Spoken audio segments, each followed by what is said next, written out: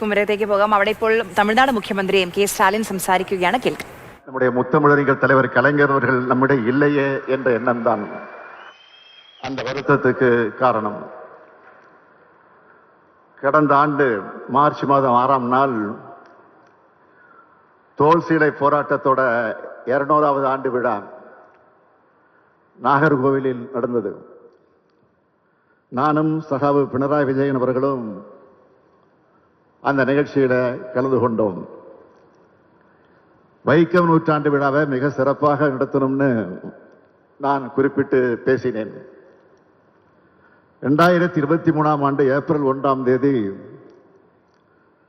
கேரள அரசின் சார்பில் மிக சிறப்பான விழாவாக ஏற்பாடு செஞ்சு என்னையும் அழைச்சிருந்தார் மாண்புமிகு முதலமைச்சர் பினராயி விஜயன் அவர்கள். இப்போ எங்களுடைய அழைப்பை ஏற்று வருகை தந்திருக்கிறார். இந்திய அளவில் ஆளுமை மிக்க தலைவர்களை ஒருவராக விளங்கக்கூடியவர் மாண்புமிகு பினராயி விஜயன் அவர்கள். பெரியார் நினைவகம் மற்றும் நூலகம் கட்டுவதற்கான அனுமதியை தந்தது முதல் எல்லா முன்னெடுப்புகளுக்கும் அவர் உறுதுணையாக இருந்திருக்கிறார். அவருக்கும் கேரள அரசுக்கும் கேரள அமைச்சர் பெருமக்களுக்கும் அதிகாரிகளுக்கும் என்னுடைய அன்பையும் மரியாதையும் நன்றியும் நான் இந்த நேரத்தில் தெரிவித்துக் கொள்ள விரும்புகிறேன்.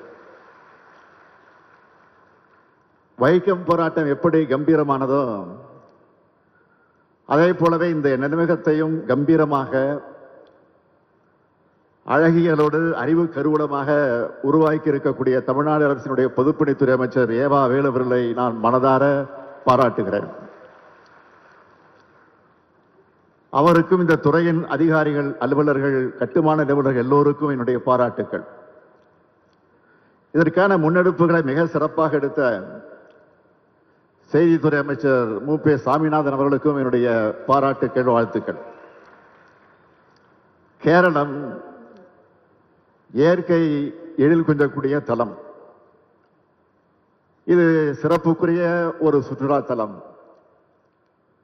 கல்வியிலையும் அரசியல் விழிப்புணர்ச்சியிலையும் முன்னேறி இருக்கக்கூடிய மாநிலம் கேரளா.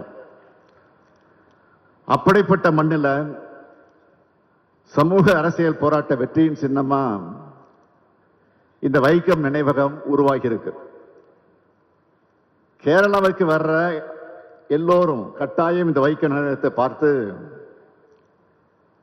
ஒடுக்கப்பட்ட மக்கள் அடிமை விலங்கை உடைச்ச வரலாற்றை தெரிஞ்சுக்கணும். வைக்கம் போராட்டத்தினுடைய 100ஆண்டு விழா கொண்டாட்ட அறிவிப்புகள்ல பெரும்பாலானவற்றை நிறைவேற்றி இருக்கிறோம். அதோட ஒரு பகுதியா கர்நாடக மாநிலத்தில் மொழி உணர்வுக்காகவும் ஒடுக்கப்பட்ட மக்கள் உரிமைகளுக்காகவும் போராடி எழுத்துலகில் சாதனை படைத்த திரு தேவனூர் மகாதேவ் அவர்களுக்கு முதலாவது வைக்கம் விருது வழங்கப்பட்டிருக்கு. அது மட்டுமல்ல, வைக்கம் போராட்ட நினைவஞ்சலையும் மிக விரைவில் வெளியிட இருக்கிறோம். പൊതുസമ്മേളനത്തിൽ സംസാരിക്കുകയാണ് തമിഴ്നാട് മുഖ്യമന്ത്രി